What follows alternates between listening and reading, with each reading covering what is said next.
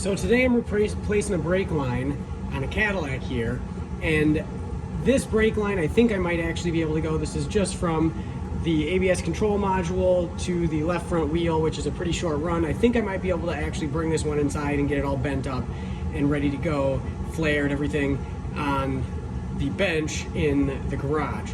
But I figured this would be a great opportunity to show you a modification, sort of, that I've made, an extra tool, if you will, to go along with my Eastwood brake flaring tool. This thing is phenomenal.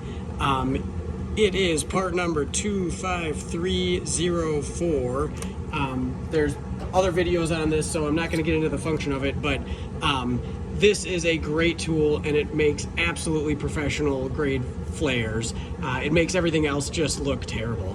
But the problem is, this is designed to get clamped in a bench vise, and that's required. Like, there's no way it takes enough force.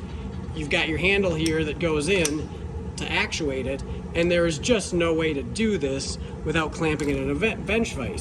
So if you can't do the brake line, if you can't flare both ends off the car, then this tool doesn't really help you out a whole lot. And there's definitely situations where you are running a line front to back in the car and you just don't have that option. So I made myself a little tool. It's not the most streamlined thing. It's a little cumbersome just because I don't know that there's another way around it, but it allows me to flare brake lines on the car. So it's quite simple. I took a 2-inch pipe, I notched the end, and I welded a vice grip onto it. Nothing fancy, but now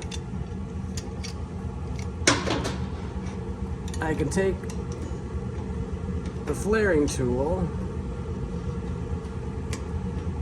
clamp the vise onto it, and now I can do this. And this is solid. Of course, you can adjust the vise to do it however needed, but now I've got, there again, it's a little cumbersome. This unit is not the lightest thing ever, but you can run your line into the end on the car, flare it, and you're good to go.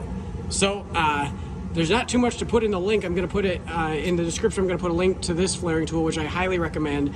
Otherwise, a vice grip and some 2-inch, I think it's 2, it's maybe 1.5 inches, whatever it is, whatever size you want. And in fact, maybe 3/4 inch might even be a little handier because it'll be a little easier to wrap your hand around.